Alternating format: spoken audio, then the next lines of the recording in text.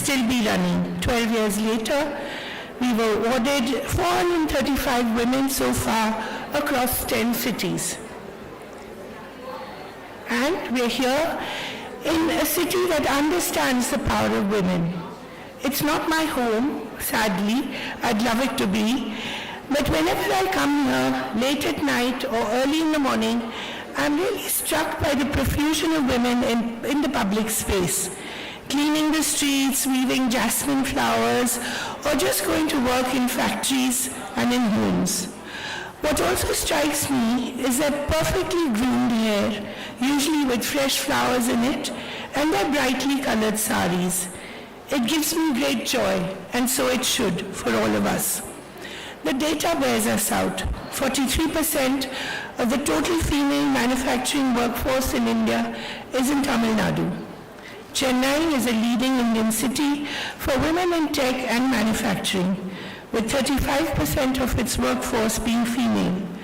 So no surprise that we have Malika Srinivasan of Taffy as our chief guest. She's emblematic of a city that is really all about women power. Taffy, as you all know, is one of the largest tractor manufacturers in the world, completely made in India and for the world. Tamil Nadu has a lot of other women who perhaps are not so visible but should be. It has over 5 lakh self-help groups. It is third in female literacy after Kerala and Himachal Pradesh, with a total fertility rate of 1.4 and ready to hit population stabilization by 2035. Safe streets, or at least safer than Delhi, government assistance, working women's hostels, one right here, I think, across the road, which really struck me. We don't really see these in Delhi, where I come from. And all these, I think, have really helped to make and help women claim public spaces, whether it is unionized auto drivers, and we have a champion here among the Devis today, or as post office workers, as I was reading the other day. Chennai also has a remarkable history of women in public life. The women in Madras apparently voted in 1921, which I didn't know, which is ahead of 90% of the world. As one historian wrote recently in the New Indian Express, because of course I only read the New Indian Express, women have built this city with bricks, blood, and words. And it was in the New Indian Express again that I read some of the history of some of the amazing women who seem to have been forgotten. The woman who built the first cancer hospital in India, the first South Indian author to have written an English novel, the woman who founded the Madras School of Social Work, for instance. And I think a lot of it, of course, has to do with the grassroots level institutional building programs which date back to 1989. And also, I think, the fully state-funded 1997 program called Mahalet Thittam. I hope I'm pronouncing it right. And even more recently, I was really thrilled to learn of a very interesting but small initiative. But again, it tells you it's emblematic of how progressive the city is. The Gender and Policy Lab, set up by the Greater Chennai Corporation in 2022, is the first of its kind effort by any urban local body to mainstream gender concerns in public infrastructure. How I wish we had this in Delhi. These are all amazing innovations given what's happening to other cities in India. Chennai is because of women like you. It's because of its educators, its dancers, its singers, its scientists, its factory workers, its farm workers. And tonight we will be honoring many of these women, and I can't wait to introduce many of them to you, although you seem to know quite a few of them already, which is always nice. So first, though, let us have the welcome speech by Lakshmi Menon, our CEO of the New Indian Express. Lakshmi, as you can see, we walk the talk. Little louder applause would be nice. Thank you. Thank you, Kaveri. Good evening, ladies and gentlemen. A very warm welcome to Devi Awards, Chennai, an evening where we celebrate excellence, honor, inspiration, and put the power of women firmly in the spotlight. Now, being in Chennai, we know a thing or two about resilience. After all, we survived the blazing sun that could fry an egg on the pavement, the monsoon showers that appear without any warning whatsoever, and mornings that begin only after a strong filter coffee that could fuel our entire workforce. Tonight, we celebrate that very spirit of resilience in women of Tamil Nadu. Tamil Nadu has always been a land of Shakti. As we say in Tamil, Pennan Shaktiye Samugathin Shakti. From our goddesses to grandmothers, from classrooms to boardrooms, from farms to factories, the women of the state embody resilience, wisdom, and quiet power. They show us every day that true strength does not need to announce itself. It simply delivers results. We're especially honored to have with us as our chief guest, Ms. Malika Srinivasan, Chairman and Managing Director of TEFE, a visionary leader in Indian industry. She represents leadership rooted in values, purpose, and impact. Leading an organization that supports millions of farmers, she understands growth that is both sustainable and meaningful. We're truly privileged by her presence this evening. A warm welcome to all our Devis. Tonight, we celebrate you. Your incredible journeys remind us that success may take many paths, but determination, courage, and integrity are always the common threads.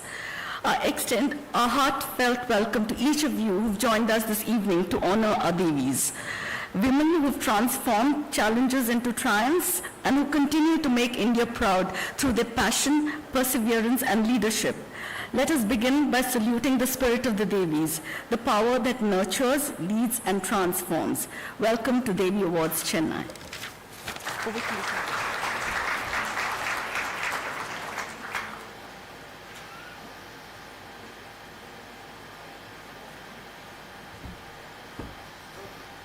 Thank you, Lakshmi, our very own Devi. We'll have the lighting of the lamp now. May I request Ms. Srinivasan, Mr. Prabhu Chawla, Editorial Director, TNIE, and Ms. Lakshmi Menon to come to the stage and light the lamp. Thank you.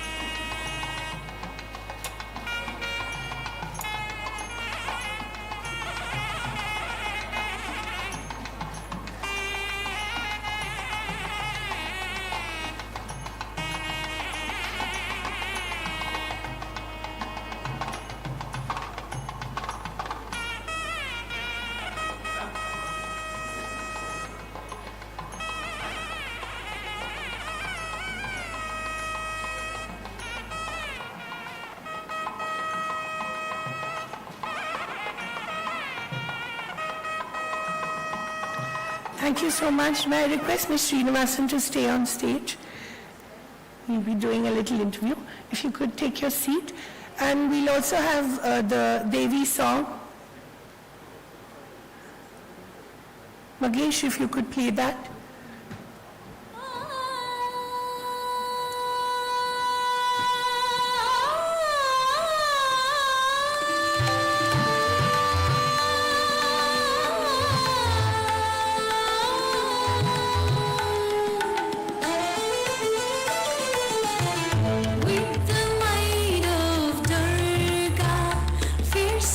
Free, you lead with courage.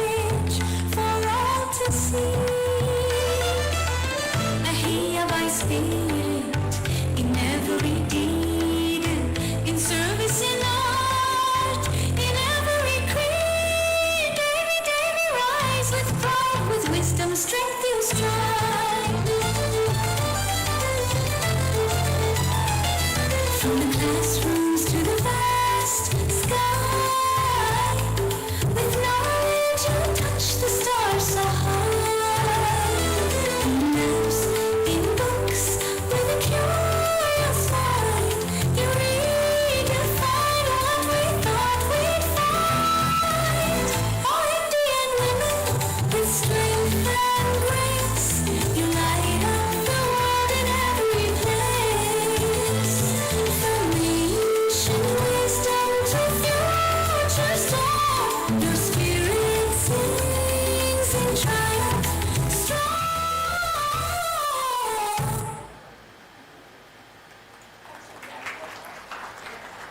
Probably one of your students as well. Wonderful. Aisha Rao, you'll see her soon. She runs a theatre group also for toddlers and babies. So she practices what she preaches. I'm so happy to see that. Thank you so much for all of you being here. I think you're all excited to listen to Malika. I am. I'll call you Malika. Miss Srinivasan is too much of a mouthful. Malika, I have to ask you about Made in India, because we hear so much about Atmanirbhar Bharat, but only very recently. And I wonder, you've been practicing it, for 60 years now. Actually, the company is almost as old as, I think, yeah, you are. It's all right, we're all in that age group. So talk about Made in India and why it's so important for Taffy. First, before I launch into that, Kaveri, let me first thank everybody, Prabhu, Lakshmi, and yourselves, and Manoj, who's not here today, for inviting me to be here today. I think the New Indian Express has always been a protagonist for important causes that impact society, and the Devi Awards has certainly been one very impactful initiative. You're an alumni, right? Absolutely, me and my daughter. So we are thankful to Express and to the New Indian Express. It's been great. They have been impactful. Today we are not just celebrating or giving awards. We are celebrating contributions. We are being inspired. We inspire. We are being inspired. We are celebrating women who've made contributions to societies, communities, and built institutions. So for me, it's an honor to be here today, and thank you for the privilege. Thank So you so now I'll much. get to your question. Now I've forgotten your question. So what was that question? It was about Make in India. Okay, let me go back. It's something I'm very passionate about, and I'm happy you opened with that line. Let me go back perhaps to the times when India began its liberalization journey. Until then, it was a very different world. Liberalization changed the entire dynamic of, coming from manufacturing, I think it changed the entire dynamic of joint ventures and partnerships.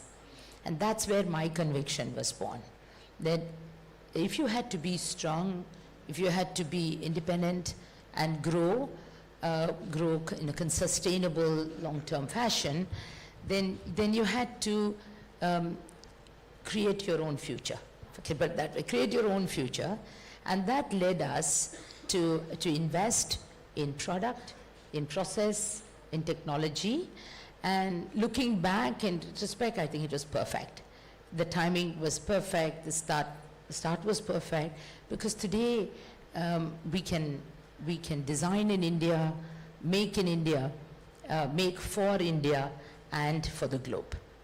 So that's where my conviction was born. Absolutely. And how much of that was prompted by your family, by your parents, by your father? So I won't link the Make in India to my parents, but I'd link something else. I think we are, I think when you were making your opening comments just now, you talked about values, and it struck a chord with me there as you were making your comments, because I think we are a very value-based culture in the family and in the company. To us, because values, when you internalize them and translate them into good governance, then that makes it very sustainable. And I think that's the biggest learning I had from the family. I can't say it's always easy to keep maintaining it and living by it, especially as times are changing and across generations, it's hard.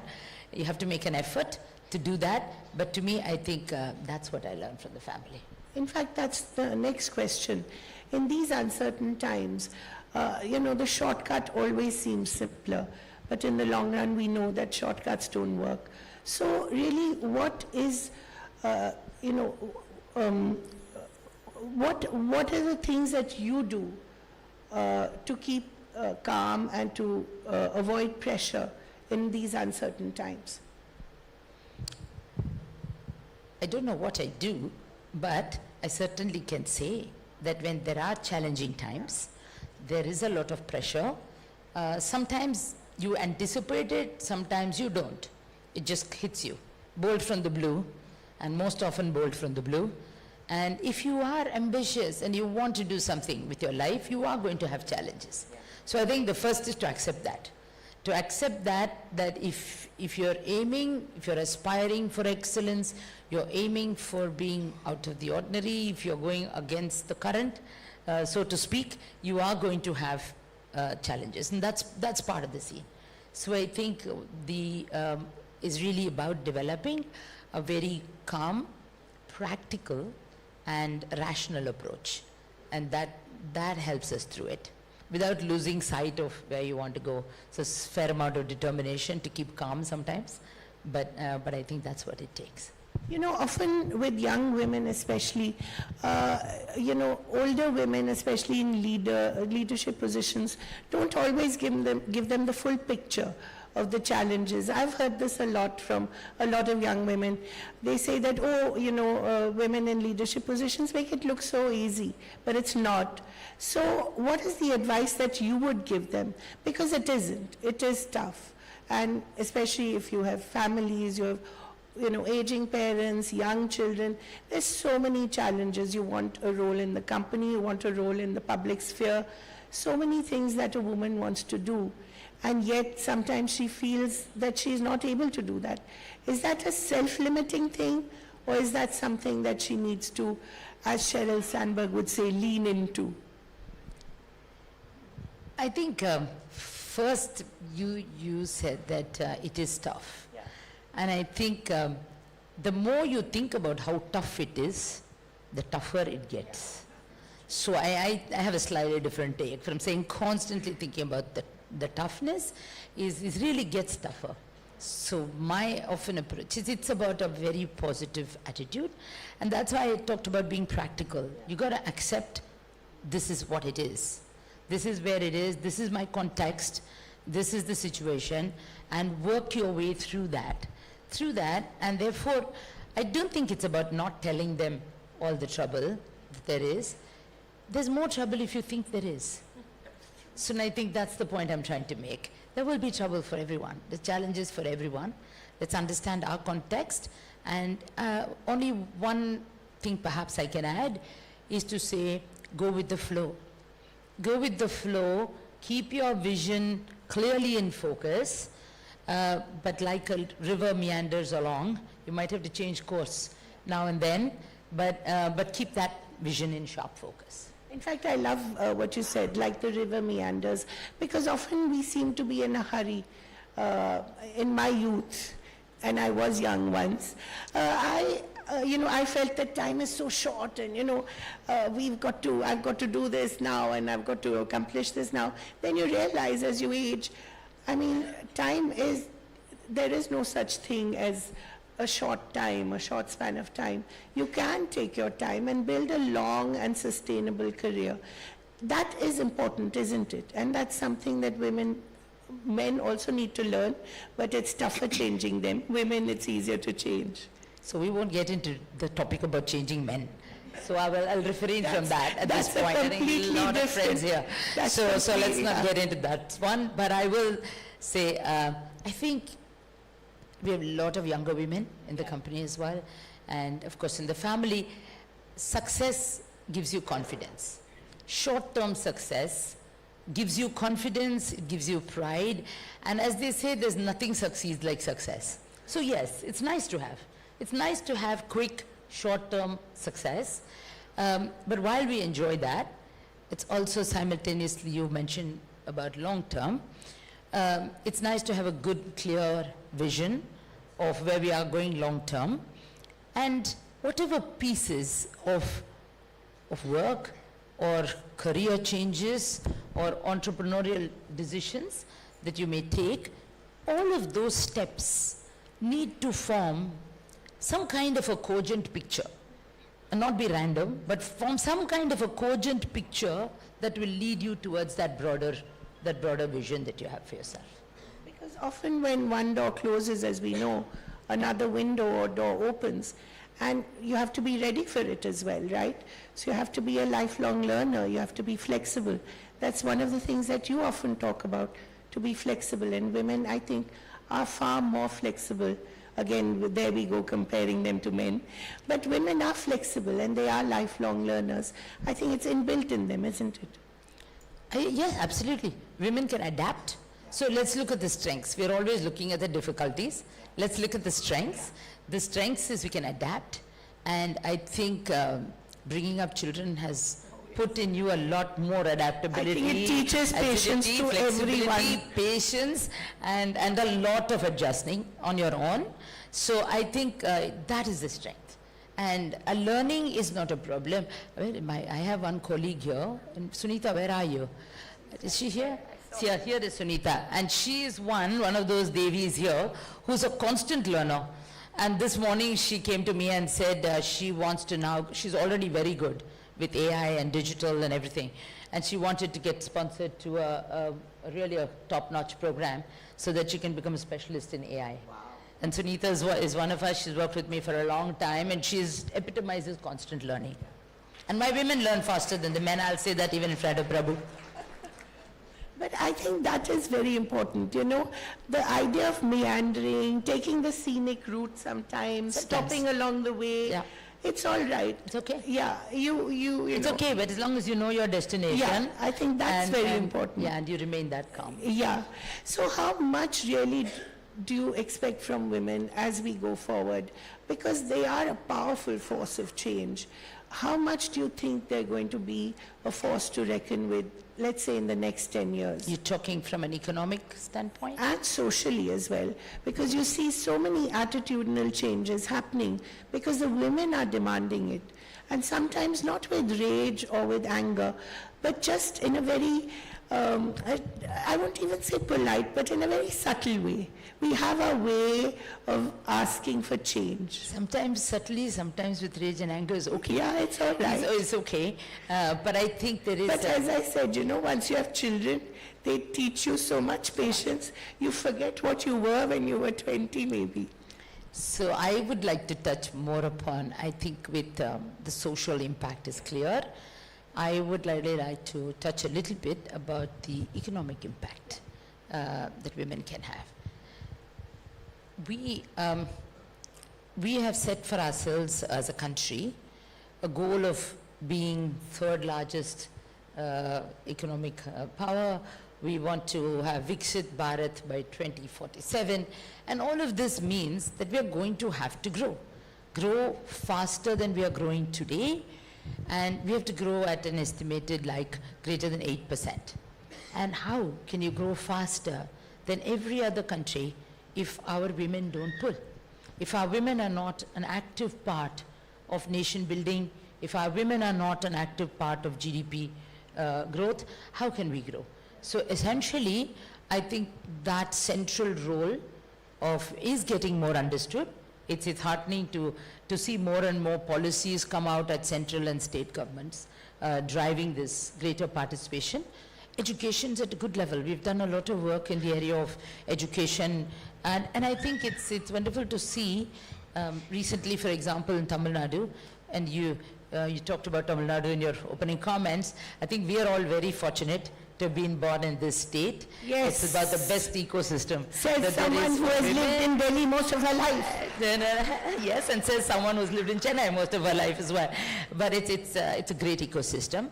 And then I think new initiatives like the one that was launched just 2 days ago, happened to be a part of it, the Tamil Nadu We Safe initiative.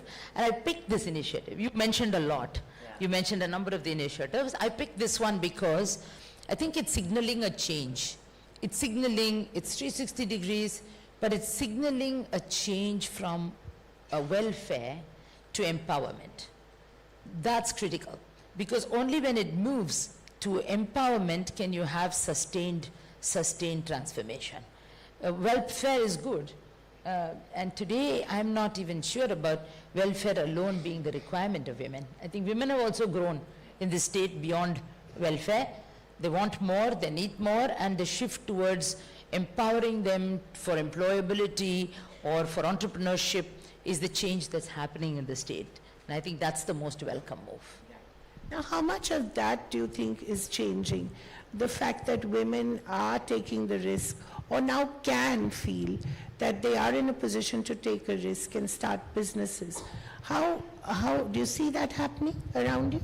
Is it just about workforce or business specific? Businesses. Being empowerment leading to entrepreneurship. So I think that still we have challenges. We have challenges. One of the biggest challenges is perhaps coming from access to capital. Access to funding is one of the biggest challenges. I don't have the statistics offhand with me, but venture capitalists are at it, governments are at it, but I think there's still more to be done. And perhaps I can venture to say that it's not that women lack entrepreneurial abilities, they're We fantastic. see that with self-help groups, absolutely. right? They've created I a think that's revolution something, in Tamil Nadu with the self-help groups. With the self-help groups, rural entrepreneurship, it's amazing, some of the examples, inspiring. Soumya is also here, so she will agree with me when I say rural entrepreneurship is one of the most inspiring spaces. But at the core of it, if I can venture to go that far, to say I think entrepreneurship as in the case of participation in the workforce or in the case of rising to corporate, the C-suite kind of rise, is all rooted in one fundamental problem, and I think that's what we have to attack. So what we need is really social transformation. That will help all three: participation in the workforce, entrepreneurship, and corporate leadership. I wonder, as a boss, sometimes have you seen really bright women having to sort of opt out of the workforce? How heartbreaking is that because of a domestic issue, or, maybe the husband's getting transferred, or she has to take care of the children or aging parents? How heartbreaking is that? It happens all the time. Yeah, but it's really terrible to see that. It really depends on the individual. That's why I say there is a social transformation that is required. And there's no running away from that. Right. So,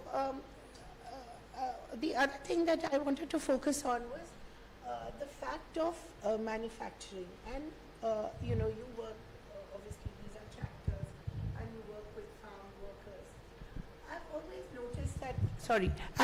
noticed that, I forgot that we were not sitting across a dining table or in the drawing room and having a conversation.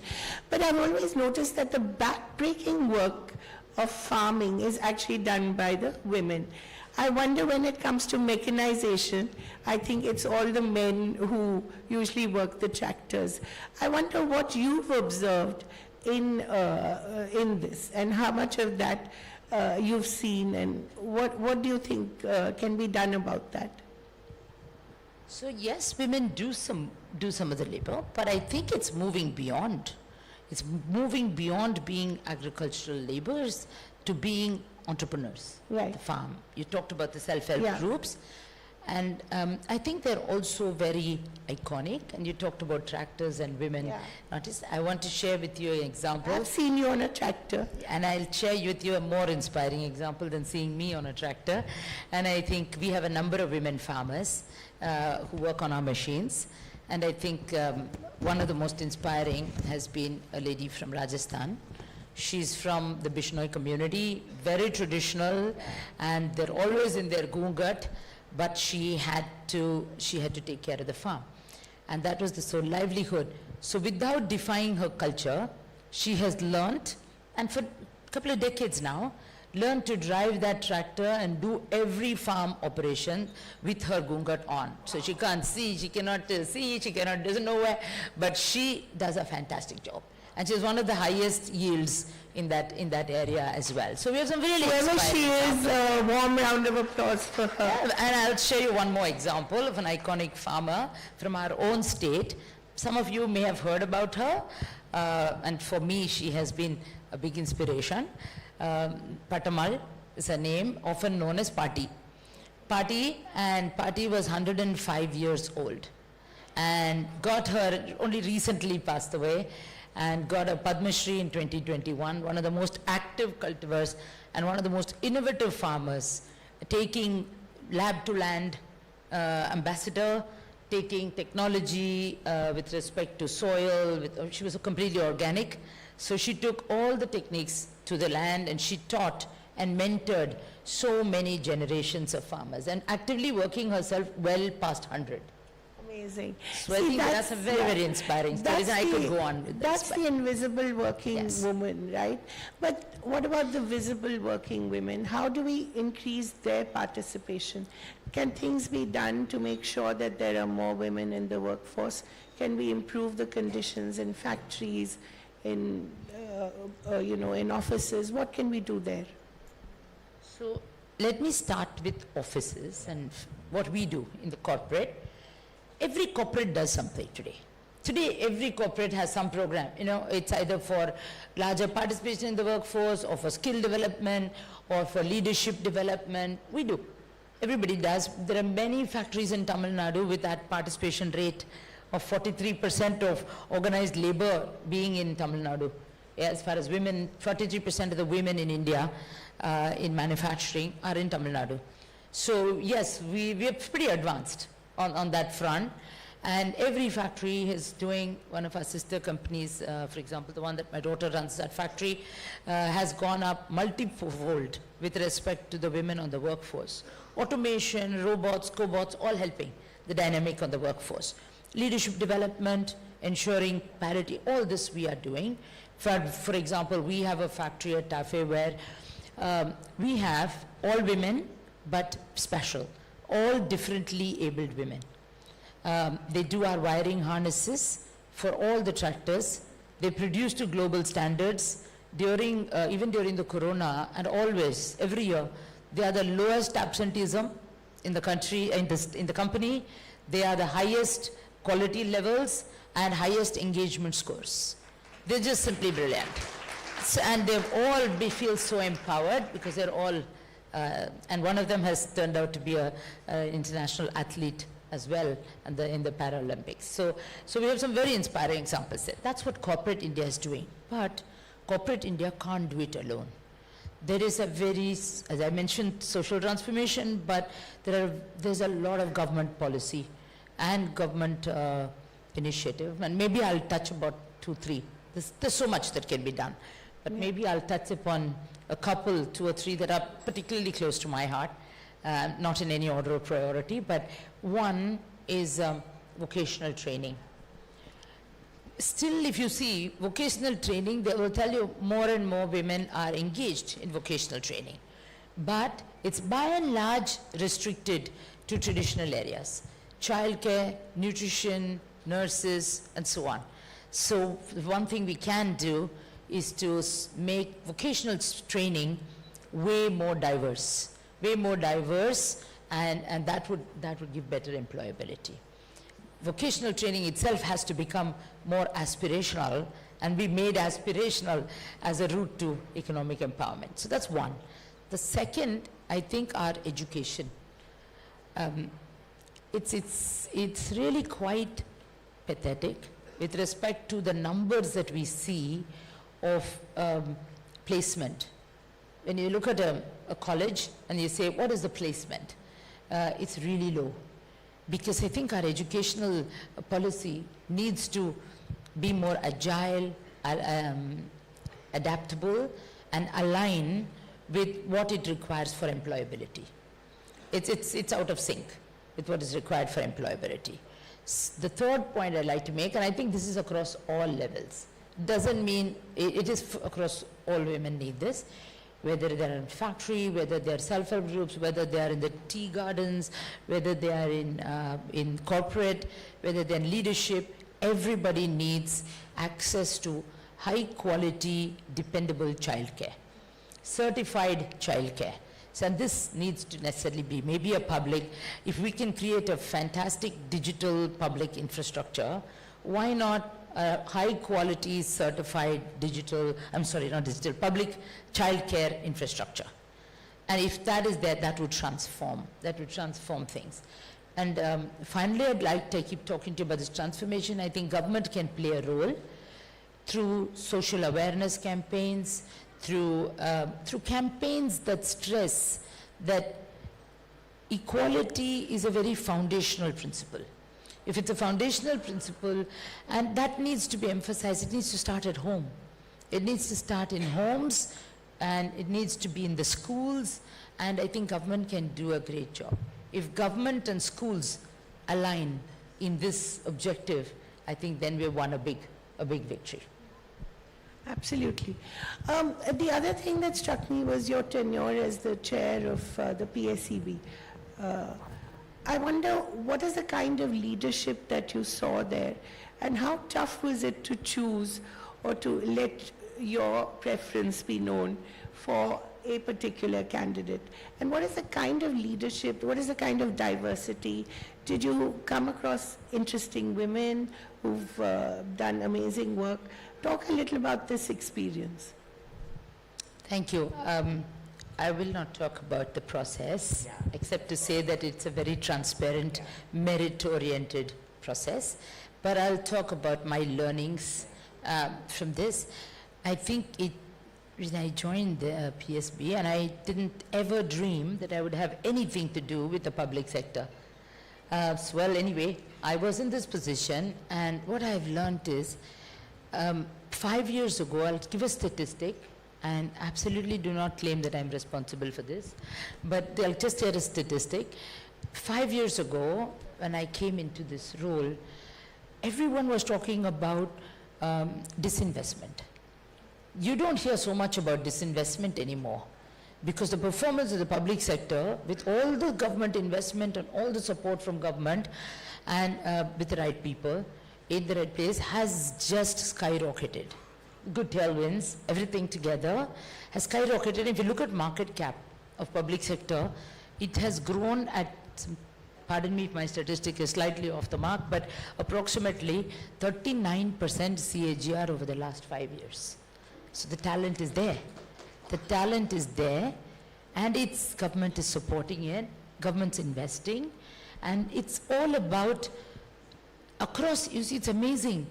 And across all sectors, and these are serious sectors: energy, shipbuilding, mining, steel production, power, so very, very, heavy infrastructure sectors. And some, you asked me about inspirational women examples. There's been good talent, and they've been given an opportunity and an environment to succeed.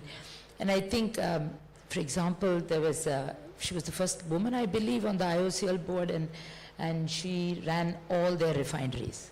She was our pick. She came as director refineries. Then currently we have the chairman of the Power Finance Corporation, also who's a woman. So, and I could go on. So there are plenty of very good examples, although I would like to say that I wish the pipeline were thicker. What does good governance mean in these times especially? I'm so sorry, this is really getting to be a habit. It's very disconcerting when you think that you're having a nice chat. But tell me, what does good governance mean in these uncertain times, especially when you don't know what that man sitting in the White House or the Golden House or whatever he's going to call it these days is going to get up and do in the morning? As I said earlier, I give you an example of the liberalization era, when it was very volatile times. And at that point, Indian industry was also not as confident as Indian industry today. So I think today we are way more confident, and in terms of being able to face the onslaught, and we are looking as a nation, as an industry, we look for opportunities. Just look at what happened with the EU trade pact that happened. So we find avenues for growth, and we explore those opportunities. And governance is about holding your values and translating them into governance that you can actually institutionalize and internalize. Talking about values, can we articulate what these values are? What would you, how would you define them? Absolutely, you can articulate. You need to articulate. We had these values that came down from maybe generation to generation, but a couple of decades ago we sat down and said, I think if we want to institutionalize this, we need to articulate this. So we put down a value statement, we put down a set of values, and this was not done by just the top management team. This had employee representation across, came together. Sunita created a value wheel out of it to communicate it properly. And we definitely have put it down very, very clearly.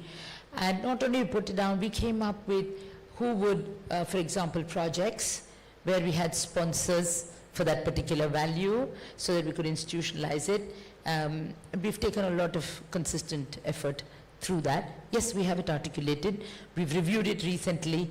We've perhaps tightened it, not veered very far away, but tightened it for the modern generation to say we need to project these a little bit more differently, we need to package it. But it's clear, there are some values which are very eternal and you need to hang on to them. For us, for example, it's ethics, it's quality, it's customer, and it's long-term relationship with our stakeholders. So we have them fairly well articulated. I also, on YouTube, I think I saw you at an open house, I think with the people who work with you. Where did you come in and peep into our open house? It was actually on YouTube, so I was very happy to see that. Hey, But it's- Sunita, what have you been putting on YouTube? But it was so good. I don't know who put it up, but it was very good. And I liked the communication that you had, and you were honoring people who'd worked with you for a long time. Those are things that help, don't they? Of course they And they that's help. leadership They and help. empathy. They help, yes. They help because we believe that we are at one team. We are one team, we are a larger family, and we work together like that. So, and we honor that's why I said long-term relationship with stakeholders is very core to us, and I'm proud to say that that's what's holding our attrition at a very low level. Yeah, you were talking about some people who were with you for years and decades. Yeah, most do. Yeah. Most do, and we are very proud. We're very proud of that because truly they're extended family.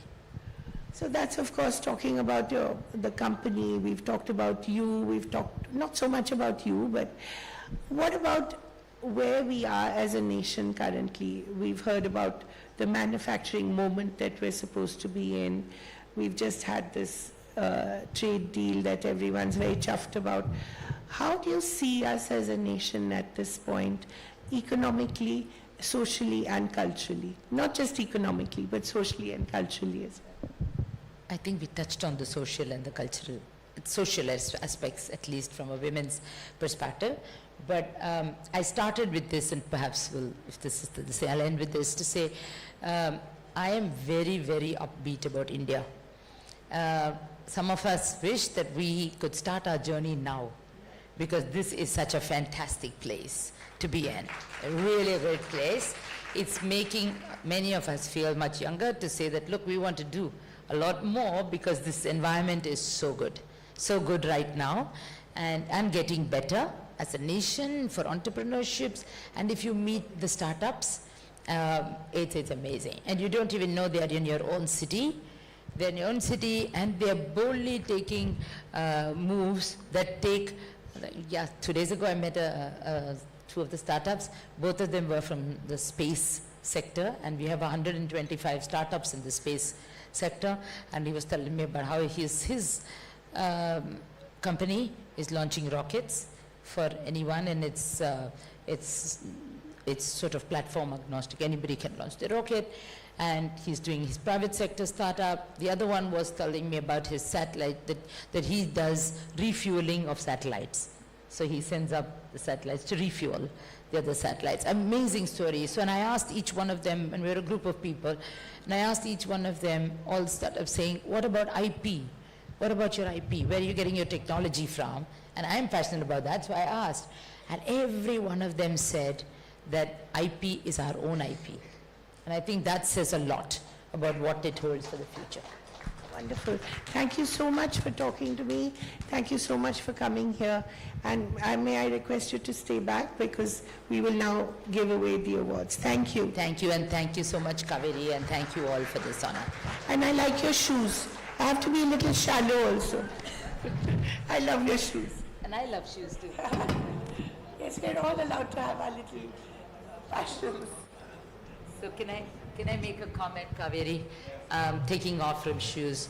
So one thing I always tell my women in our twin meetings and say, we usually meet around Diwali time or New Year time, and we will ask them, how many of you spent on yourself? Right. And initial years, we didn't have too many hands going up, but they progressively more hands have gone up because I think we've put in them that if you are earning and you're economically empowered, that is the greatest freedom. That is the greatest freedom, not to spend or you'd please do that, but it's the greatest freedom to think because it allows you to have your own view. And don't hesitate to spend on yourselves, be it for handbag or for shoes. Wonderful. That's advice that we're all happy to take, I think. Thank you so much. May I now request Mr. Chawla to come to the stage and help in giving away the Devi Awards.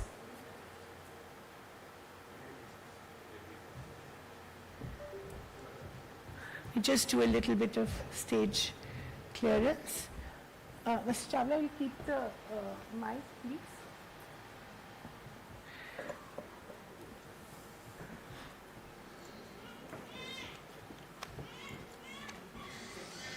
I think that baby needs to go to your class, Aisha.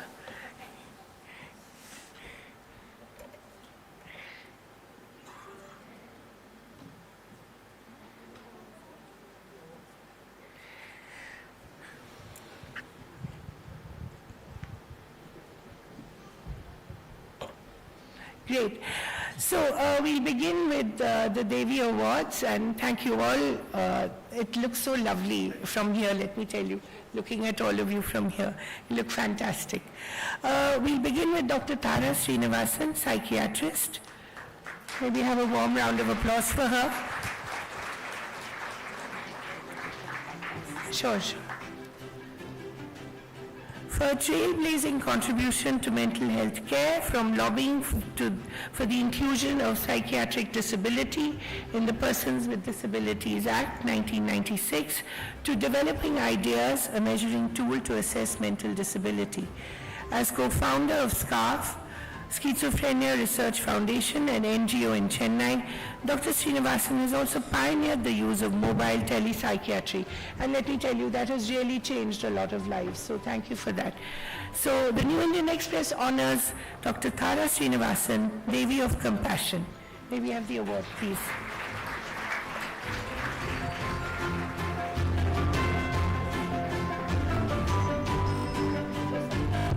Yes, to the side.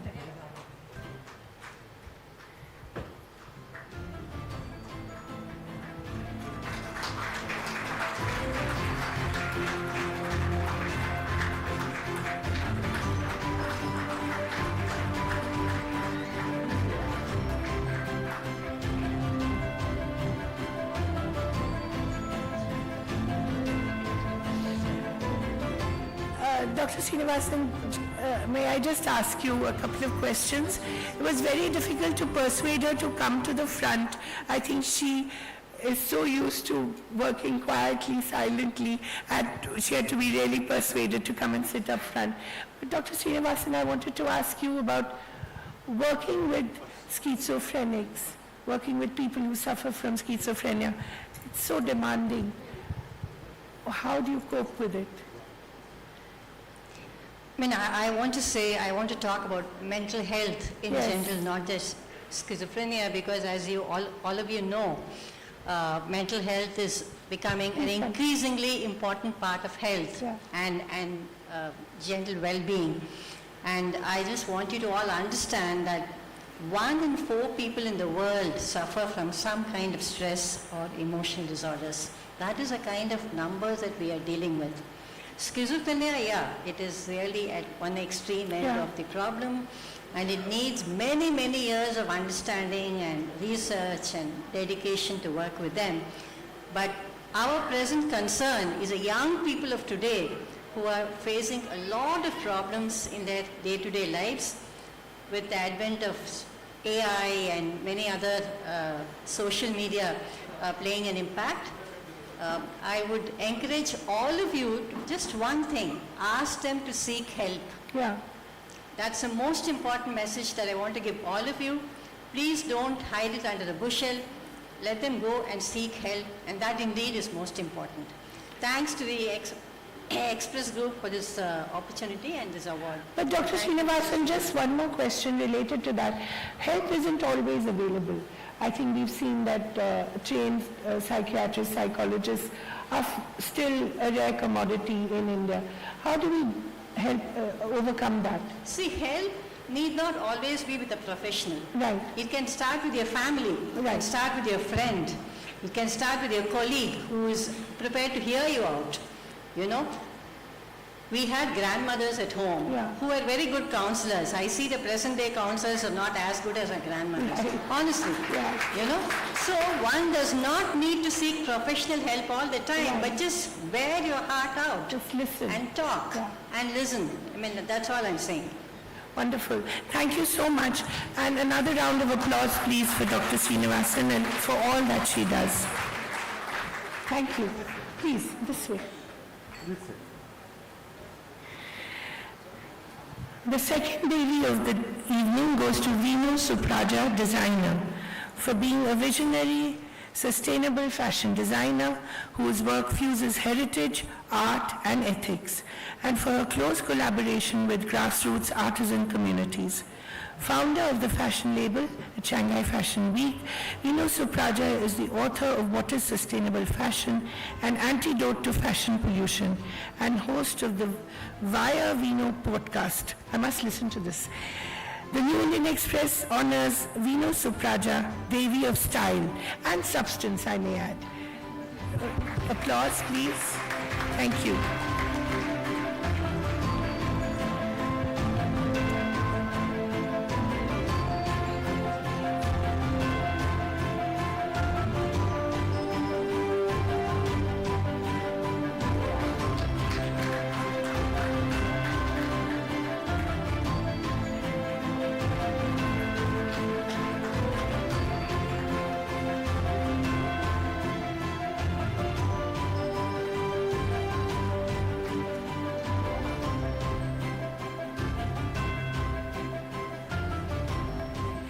We just heard Dr. Srinivasan talking about grandmothers. Our grandmothers were also great at sustainable fashion. We seem to have lost that art.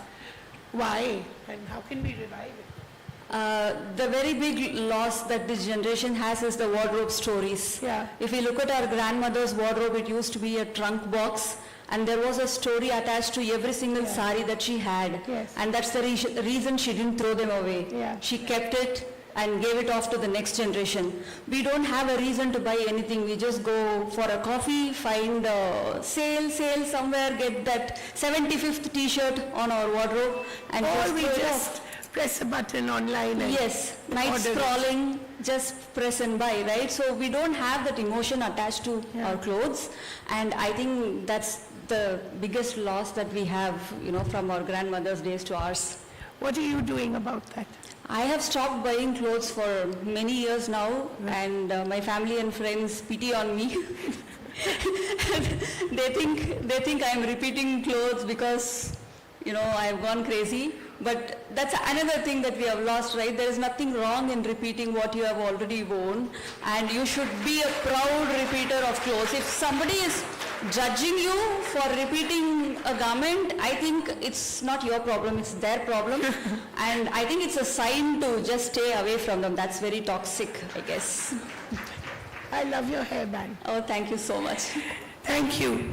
Our next Devi of the evening is Thulasimathi, I hope I'm pronouncing it right, Murugesan, Badminton Paralympian, for overcoming her disability to become the first Indian woman shuttler to win a silver at the 2024 Paralympics, and having been national champion competing alongside able-bodied athletes.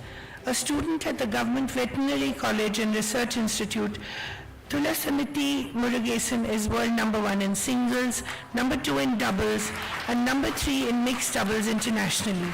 The New Indian Express honors Thulasimathi Murugesan, Devi of Courage.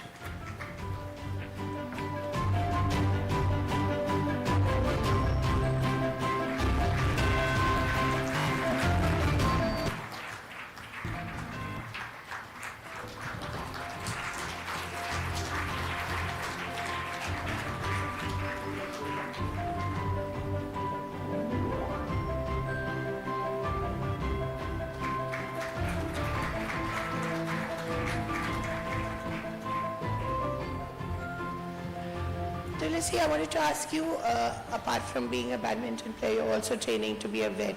Talk a little about why you chose to be one. Obviously love animals, but... Good evening, everyone. First of all, I feel so grateful to be here and receiving this Devi Awards 2026 by the New Indian Express. Standing here in between all these incredible women itself is a big honor for me, and also I feel so small in this room. No way. I think I'm a veterinary student now, final year veterinary medicine student. I think my father is the one who motivated me since childhood. He was my coach for the past 13 years. I come from a lower middle class family. My father is a daily laborer, and we lived in a hut house where rainy days and summers are so important for us. During rainy days we used to keep vessel to catch water, and during summers it would catch fire. Happened quite a few times. During all these situations, my father was the one who stood for us and made us to achieve something in life. As my left hand is shrunken, everyone called me alien. Due to my dark skin tone, I was teased as Karupi in my school days. And I also heard a daily wage daughter cannot become a doctor, but now I'm standing here as a final year veterinary medicine graduate, and also as a first Indian woman shuttler to reach finals and win silver medal in the Paralympics. The schedule is quite hectic. I used to wake up morning 4:30 and goes to practice by 5 till 7:30 practice, and coming back 8 to evening 5 p.m. college, and then coming back 6 p.m. to 8 p.m. practice, and then 9 to 11 studying, and then going back to sleep, and then repeat. Quite tiring to say, right? This has been my routine for the past 13 years. I think I'm working hard, so I'll still work hard and try to get more medals for our country and make you all proud. So next week we are traveling to World Championship to Bahrain. So I'll request you all to keep me in your prayers and wish me good luck. Thank you. Thank you. Thank you so much. Thank you. I think this is what I think Malika meant when she talked about having a goal. Once your goal is quite clear, no matter what the hurdles, you will get there. So I think she epitomizes that. Wonderful. The next Devi of the evening is Ganapathy Santhi, nursing superintendent, for saving lives of many newborns while mentoring a whole new generation of nursing professionals and being instrumental in establishing the Human Milk Bank at the Institute of Child Health and Hospital for Children, EGMO. It's a first in Tamil Nadu. As nursing superintendent at the Hospital for Women and Children, MMC EGMO, Chennai, Santhi has had a distinguished career spanning 35 years. The New Indian Express honors Ganapathy Santhi, Devi of Love.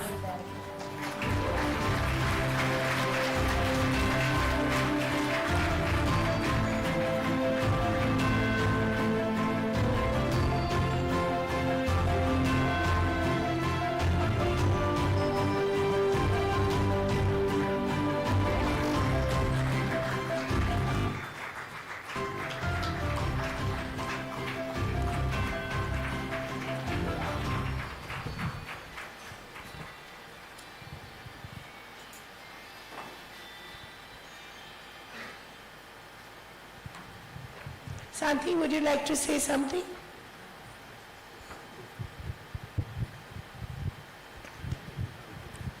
Good evening, everyone. I am very happy, very grateful, deeply honored to receive the prestigious award, Devi Award, from our New Indian Express. This recognition means a lot for me. This recognizes the differentiation about hard work and the dedication of my job. It motivates me further services. Nursing has not been just a profession, you know. It has been a lifelong commitment to care, compassion, and service to sick peoples, not only sick peoples, others. I am a newborn care nurse. Past 26 years, I have seen lots and lots sick newborns, low birth weight babies, and preterm babies. And also I have worked with human milk banking. They help, this bank help many of the babies have milk from human milk banking. The milk bank saved many babies. We encourage the mothers to feed their child. We know the human milk, our mom's own milk is very prestigious. So only good nutrition for our babies. So we have to encourage young mothers to feed their own milk to the babies. This time, here I would like to thank my parents, my family, and all our team members. Thank you. And all the babies that you've taken care of. All the babies that you've taken care of, I'm sure they're very grateful. Thank you so much. Thank you. The next Devi of the evening is Dr. Soumya Swaminathan, pediatrician and scientist. For being a globally recognized public health scientist with over 4 decades of experience in clinical care, research, and health policy, and playing a pivotal role during COVID-19 by coordinating global scientific efforts and helping establish COVAX to ensure equitable vaccine access for low and middle income countries as the World Health Organization's chief scientist. The New Indian Express honors Dr. Soumya Swaminathan, Devi of Scientific Research. May we have a huge round of applause for her. I think we all remember the COVID days and how tough they were and how much of a part she played in reassuring us.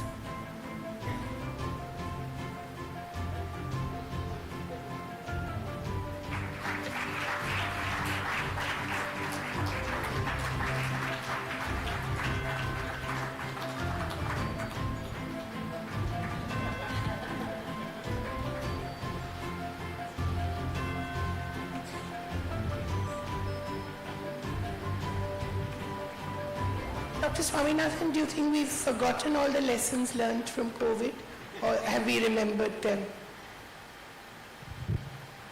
Well, I think human memory is very short, and we like to go in cycles of panic and neglect. Yeah. So every few months we'll be in a panic cycle when we think there's a new virus coming and then we forget. But no, I think the main lesson from the COVID pandemic for me was that science is what is going to help solve our problems, has solved humanity's problems, but only if we collaborate, work together, share ideas. And during COVID, we saw the global scientific community come together, and without any kind of, the usual restrictions that scientists usually have on keeping their data, wanting to hold on to it and so on. There was none of that. There was one mission, one goal, and that was to find a vaccine and to find the diagnostics and so on. So it taught me that along with science, which can give you the solution, also needs solidarity. Yeah. And I think in today's world, we have a lot of problems, but we also have a lot of young people with amazing ideas, and I think we can be very optimistic, provided, of course, that humanity still stays together. And That's the biggest challenge. Yes. A lot of our leaders perhaps are not doing enough to ensure that. because neither climate change nor viruses Yeah. respect national borders Exactly. or state borders or anything like that. Yeah, or tariffs. Yeah, they don't know that this is the boundary and I have to stop. Exactly. So I think we live in a very interconnected Yeah. world, and we have to, I hope the next generation of young people will keep that in mind, even though this generation we seem to be messing things up quite a bit. But that needs to change. Thank you so much. It was really a pleasure to have you with us. The sixth Devi of the evening is Moana Sundri, social activist, for challenging gender barriers in a male-dominated profession, emerging as a strong leader, advocating financial independence, safety, and dignity for women in urban mobility. Moana Sundri is president of the Veera Pengal Munitra Sangam, a collective of women auto drivers in Chennai that empowers women and advances gender equality. The New Indian Express honors Moana Sundri, Devi of Mobility. I'm a great votary of auto rickshaws, so thank you.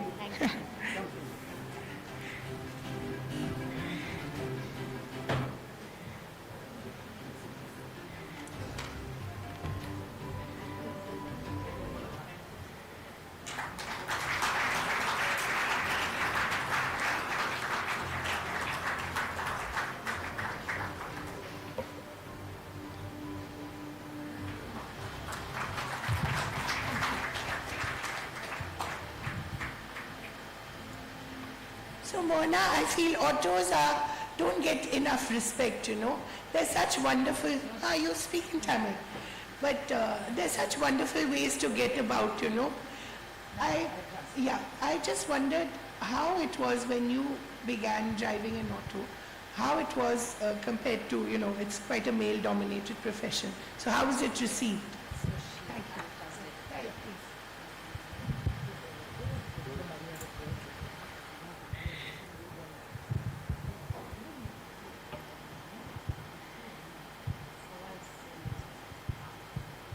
எல்லாருக்கும் வணக்கம். எனக்கு English தெரியாது, நான் தமிழ்ல பேசுறேன். We understand you. நான் ஒரு auto driver. கடந்த ஒரு 8 வருஷமா நான் ஆட்டோ ஃபீல்டில் இருக்கேன். 2 wheeler 3 wheeler 4 wheeler all vehicles வந்து நான் டிரைவ் பண்ணுவேன்.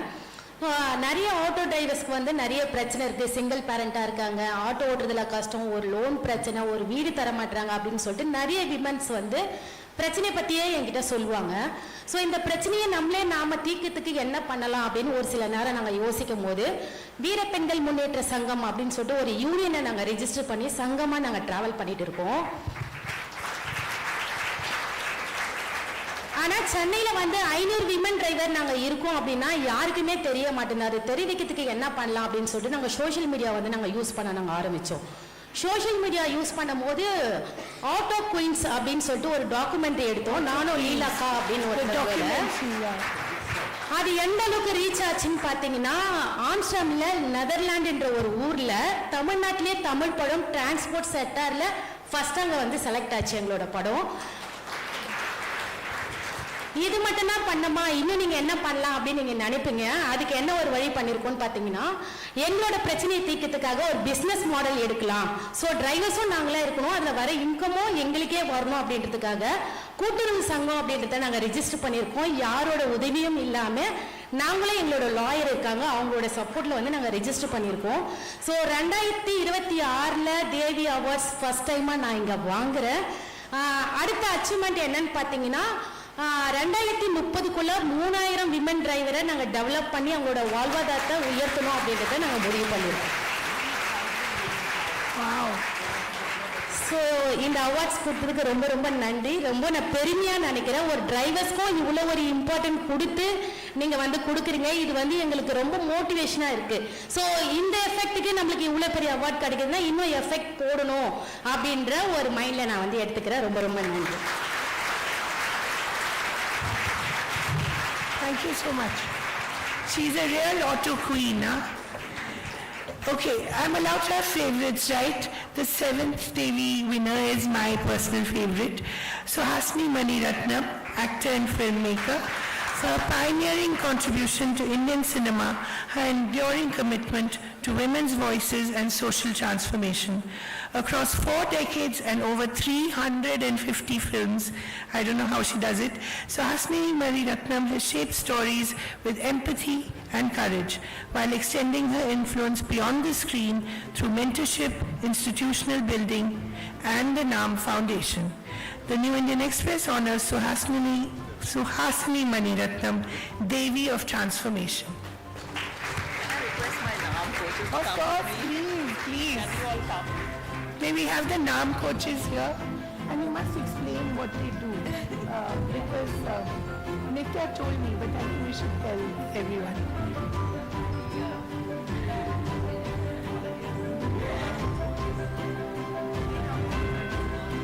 Wow. Nice.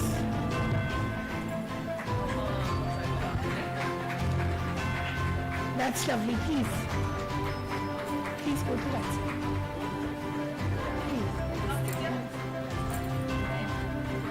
Please go that side.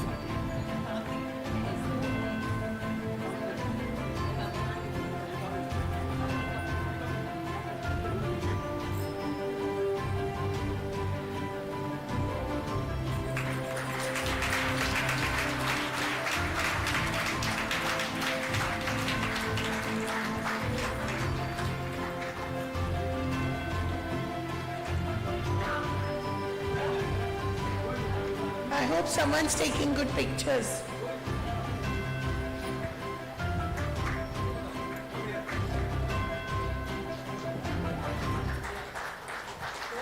Wow, lovely.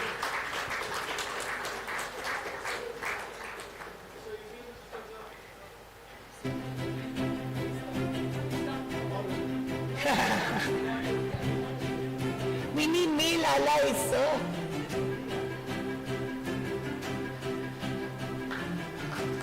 Lovely.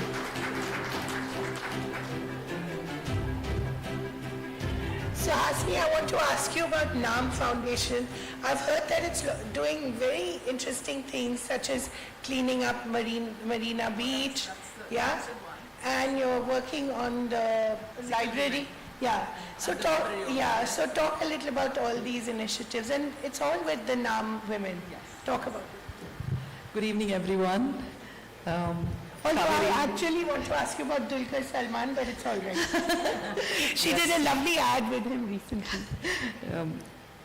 Whenever Kaveri calls me, I know it's going to be a wonderful evening. I will listen to her, talking to other people, learn a lot, and also meet wonderful people who have achieved much more than any of us can ever do.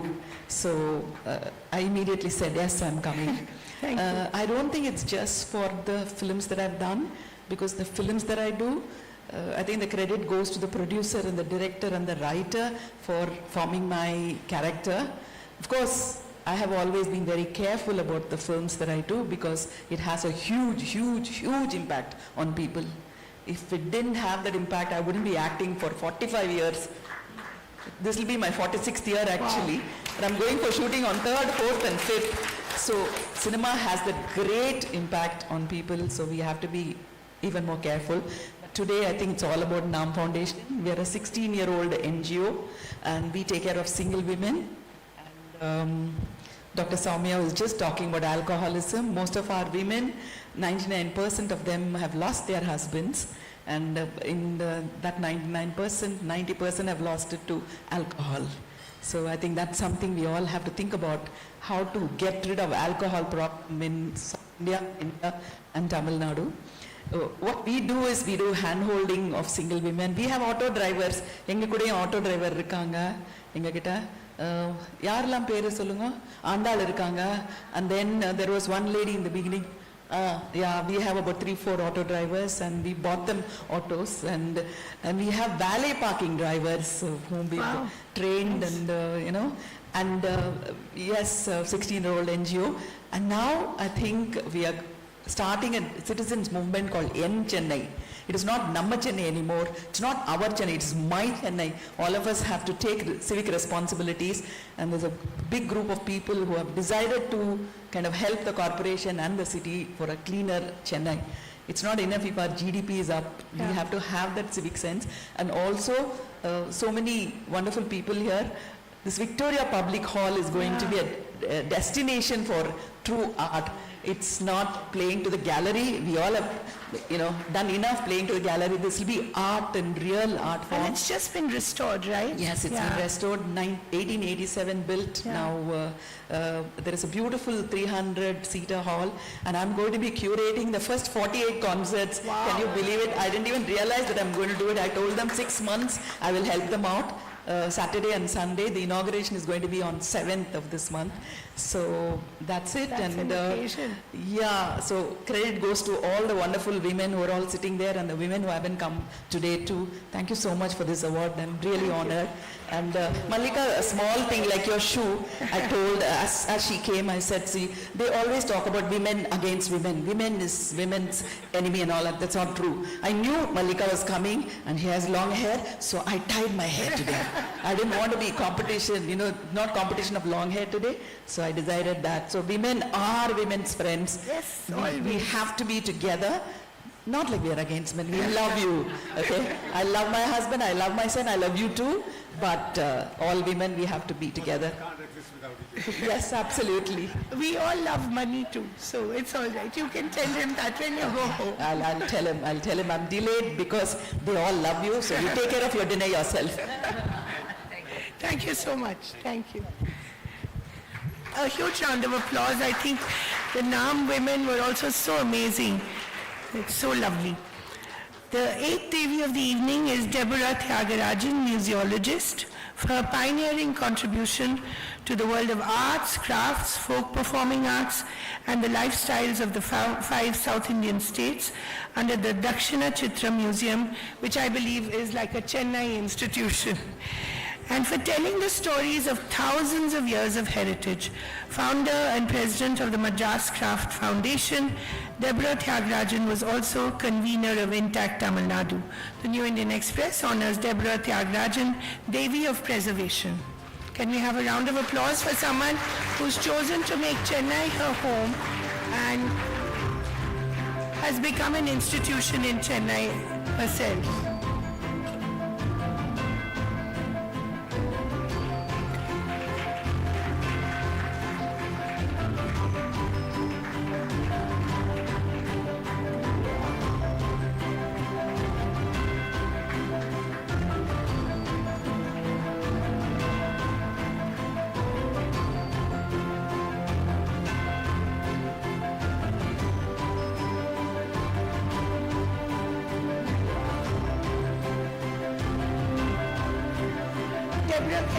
I'm going to call you Deborah, I cannot call you Maya. So Debbie, okay, that's a little too informal for me. Debbie, when you came to Chennai, I wonder which year it was, and what is it like now? How do you see that change? I came in 1970, so I've been here 55 and a half years actually. Wow. And India has changed a lot in that 55 and a half years. In fact, I'm trying to chronicle it, of all that I've experienced. And of course, I married into an Indian family from Madurai. And it's been a wonderful journey, and I think I've been very fortunate. I've been very enriched by being in India. I don't think I could have had the same depth of experience or relationships with people had I not come to India. And you speak Tamil? I speak Tamil, but I'm not going to try it now. I don't know the difference. Wonderful. So you learned it. Yeah, I've learned Tamil and can read it also. Wow, well done. I'm still struggling. I think I'll struggle till I die because it's not an easy language. And I wish I'd spent more time on it through the years. You'll laugh, even though I tried to learn it here. I went back to the University of Pennsylvania when I wanted to start the museum to do more in Indian art. And I went on a fellowship, a language fellowship.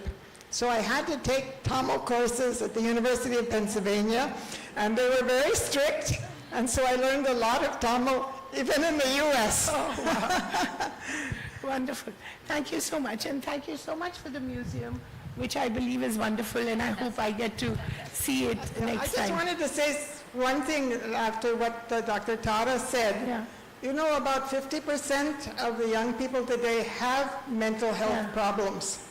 And one of the things that we're trying to address at Dakshin Chitra is to show young people particularly how they can go back to their roots, how they can discover, reflect on who they are. Right. Because with all this digitization, it's pretty hard for people to understand where they come from, what they stand for, what their values are.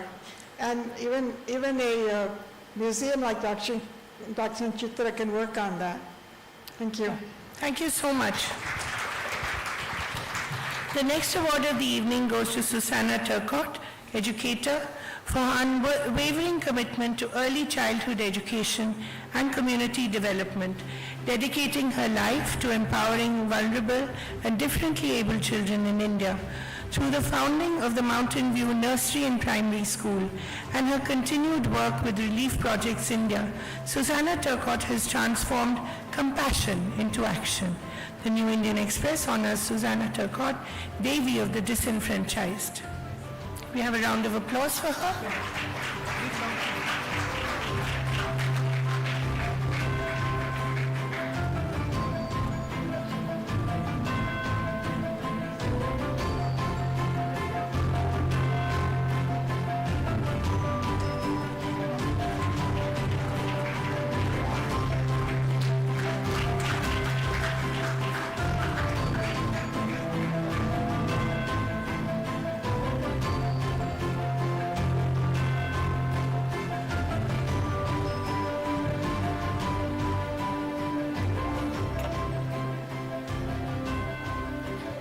Susanna, I wonder when you first came to India, I think it was to work with the tsunami survivors. Did you ever imagine you'd still be here? And when was that, 2000? Well, we moved permanently in 2006, a year really after the tsunami. Right. My husband had been to help the year before. And we just felt we're growing older, we're retirement age, let's do something useful. We hoped we'd be here. We didn't really know what we were going to do, but then getting involved with helping a home that rescued unwanted baby girls near Madurai is what took us to Madurai area, Madurai district, and led to us starting a school for the village children. So I was particularly inspired to see such a wonderful example here tonight of what the daughter of a day laborer can accomplish, because that's very similar to the children we work with. They're children of fairly impoverished farmers, day laborers, villages. And I think I have one of the best jobs because it's so fun working with them. It's a source of great joy. And our goal really is to help them achieve their potential. have there been stories, children who've come back to you having accomplished something that they're very proud of, and how does that make you feel? Well, the school only opened in 2015, so we haven't been open that long, but we also, while the school was being built, we ran free tuition centres for government school children. We still have about 10 of those in different villages. And last year, one of the attendees who had been to those tuition centres for many years joined our staff as a preschool teacher. Wow. So that was super inspiring. Our school principal, she is the daughter of somebody who works in a brick kiln. Her father absconded, so she grew up with a single parent. Her education was sponsored by an NGO, which shows the power of assisting, some of these children. And she joined us as a preschool teacher and is now a very, very capable and accomplished principal in the school. And that's been wonderful to see her journey. Thank you so much. And it's wonderful to see your journey. Thank you so much. Thank you.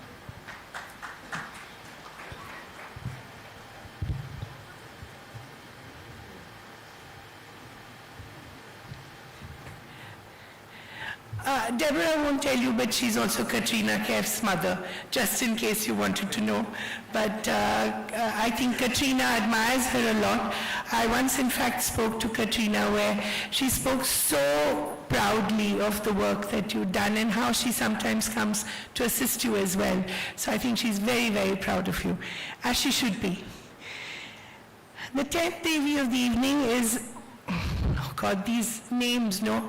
Forgive a North Indian. Mutamil Selvi Narayanan, mountaineer. For being the first Tamil woman to conquer Mount Everest, wow, and journeying across the highest peaks of the world's 7 continents, which places her among India's most inspiring pioneers in adventure sports. Beyond mountaineering, Mutamil Selvi Narayanan is a powerful advocate for women's capabilities through daring feats that redefine how society perceives women's strength. The New Indian Express honors Mutamil Selvi Narayanan, Devi of Ascent. Can we have applause for her? Oh, please do. Please do call her. Yes. Manogaranna and Kumaran Sedupati, please come to the stage. I always say that the women always call their brothers or husbands. The men, you'll never see them calling their wives on stage when it comes to receiving awards. So please join us. Are you a mountaineer as well? Are you a mountaineer? Acha.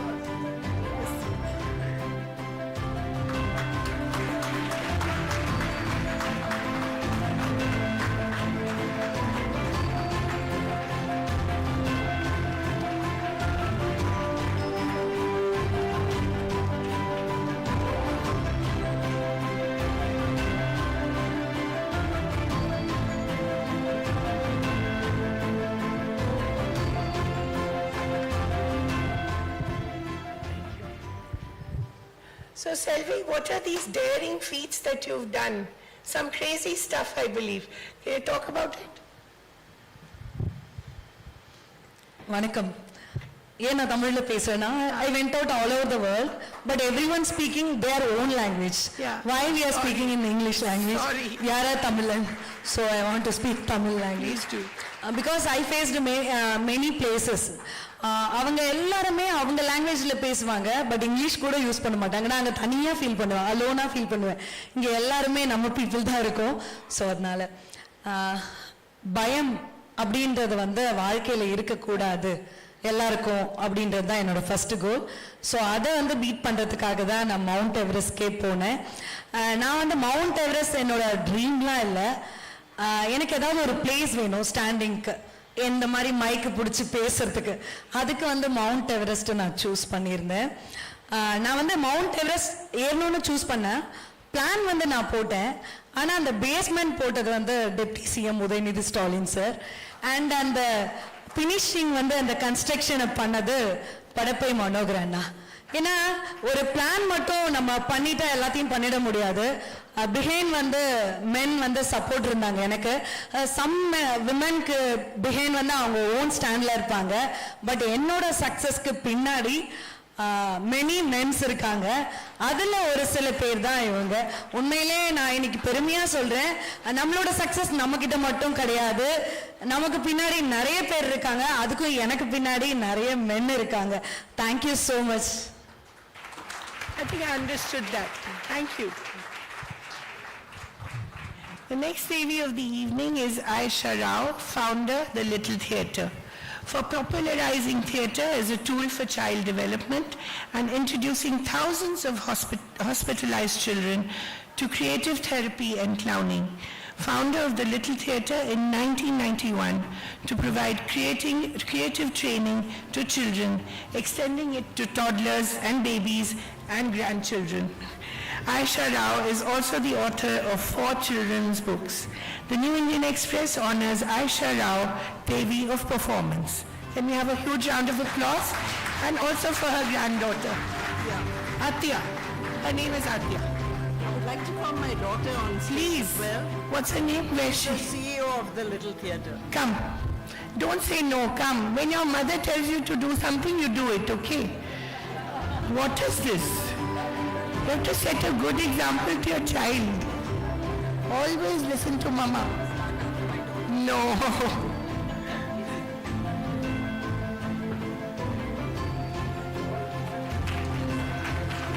That's lovely.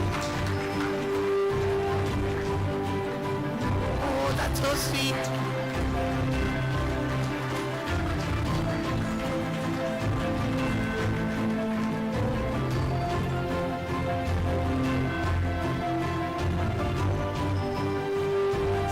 Aisha, how transformative can theatre be, especially for little children? Yeah, I'd like to ask you.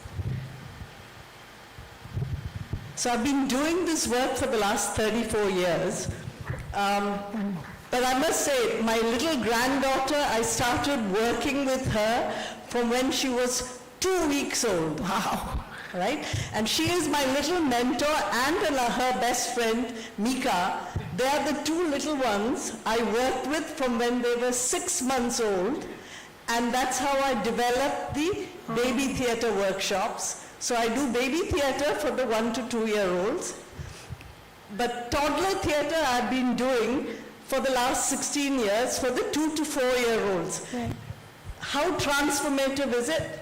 So this little baby is an example of being brought up through the arts. She does not look at screens. She loves to read. She's learning to play the piano. She will spontaneously dance. She writes her own little books. Wow. Okay? And I think it is because we have been very, very, sure that we wanted to bring her up through the arts. And the arts is what helps you develop the left side of your brain, music and rhythm. And that's what you need to be a scientist. I'm actually a marine microbiologist. Wow, really? And my favorite subject at school was maths. Wow. Okay, but I was brought up learning to play the piano, and we did dance. And I do believe that if you can bring your children up through the arts, they will become much better human beings. You develop empathy, self-confidence, self-esteem, and you end up, appreciating the differences. And that, I feel, is so important in this world today. Yeah. All the things that we've been talking about today, really, that's what leadership is. And I think it's also the arts that will help you with your mental health. Yeah. Okay? Music, it has a calming effect. Dance, because you throw yourself into that dance. It helps you get rid of anxiety and, whatever pressure that you are feeling. The simple idea of storytelling, you can tell your own story. So you are, getting rid of all that pressure inside you. So it's amazing what the arts can do for anybody. I mean, doesn't matter whether you're a boy or a girl. And all right? whatever age also. And whatever age. My mother acted in my Christmas pantomime at the age of 92. Wow. She did all 8 performances and she was incredible on stage. So age is not a barrier. Not at all. And Apya was 4 years old when she was on stage last year. And I think it's just amazing what arts can do for you. And research now has shown you need to stimulate all the areas of your brain between the age of 0 to 4. Because that's the bit of your brain that's going to continue to grow for the rest of your life. Okay? So if you do not stimulate the brains at between 0 to 4, those areas of your brain will remain dormant for the rest of your life. So I think it is really important to work with your babies from a very tiny age. Did I answer your question? Very much so. And I'm so happy that you say you can learn at any age. You can do theatre at any age. So I'm up for it. Thank you. Thank you so much. The last Devi of the evening is Jayashree Venkatesan, environmentalist, for her transformative leadership in wetland conservation and lifelong commitment to protecting India's fragile ecosystems. Through the co-founding of Care Earth Trust and decades of science-led restoration work, Jayashree Venkatesan has brought neglected wetlands into the national consciousness, safeguarding biodiversity and resilience for future generations. The New Indian Express honors Jayashree Venkatesan, Devi of Ecology. Jayashree can't be with us today. She's not well. She had told me that she was having mobility issues. But Anjana, her daughter, and also program lead, Care Earth Trust. She specializes in global risk assessment, climate change and water. She's here to receive it on her behalf.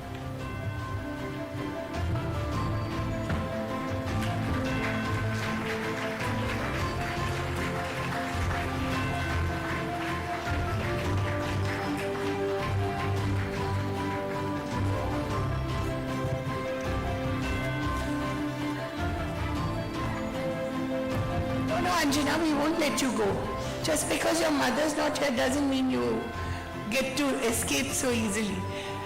What's it been like watching your mother do the work she does? It's tough, but it obviously has had a huge impact on you because you're doing pretty much what she would have liked you to do. So talk a little about her.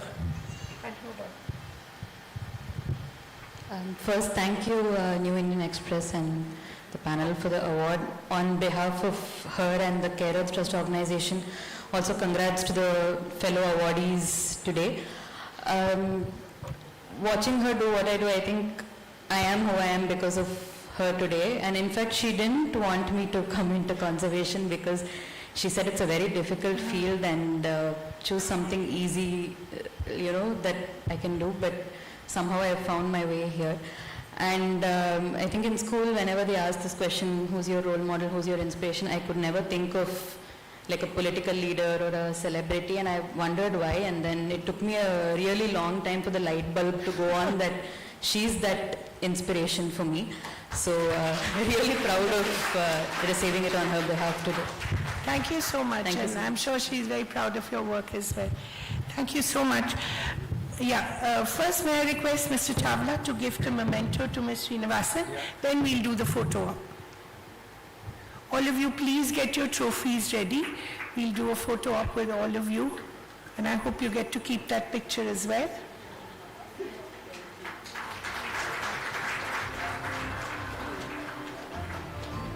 Wow. Thank you, Malika, for being here and for inspiring us with everything that you said.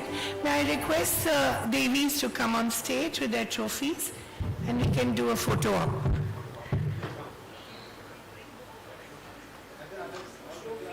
And then I'll ask Lakshmi to come and deliver the vote of thanks. Lakshmi, you'd like to do it now? And then you can join the photo op. Sorry, come. While they're assembling. As we come to the close of this inspiring evening, on behalf of the New Indian Express Group, Our heartfelt gratitude to Ms. Malika Srinivasan, Chairman and Managing Director of TEFE, for so graciously joining us this evening. Her tales of empowerment of the farmers of Rajasthan and a party of Tamil Nadu, the need to be focused on values and not to lose our focus on the vision is something that we would remember. A warm thank you to our presenting partner Adani for their continued support of the Devi Awards. For faith in this initiative allows us to keep spotlighting extraordinary women. Our gratitude also to our luxury partner Volvo, jewelry partner Lalita Jewelers, exchange partner NSE, associate partner Sundri Silks, India Circus by Krishna Mehta, Achi Masala, knowledge partner Crescent Institute of Technology, MOP Vaishnav College for Women, Kingmakers IAS Academy, and content partner Indulge. A big thank you to all our wonderful awardees, our Devis who've inspired us tonight with their incredible stories. You are the reason this platform exists, and your journeys remind us that empowerment is not an event, it is a continuing movement. To our audience, thank you for your presence, warmth, and encouragement. Ladies and gentlemen, thank you once again for being with us. May we continue to honor, celebrate, and emulate women who make a difference every single day. And now may I ask Lakshmi to join the photo.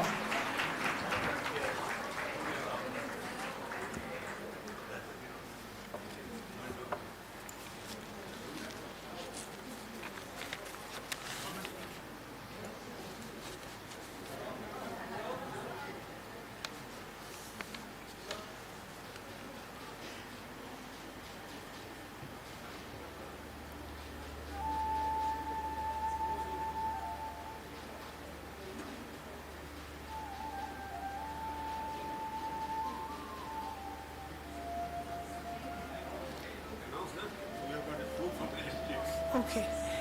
Thank you very much, ladies and gentlemen, for being such a good audience. Thank you all the Devis. And now for dinner, we have, please do join us. And Lakshmi, you want to talk a little bit? Apparently, it's quite a feast, so please do join us. Thank you so much. See you next year.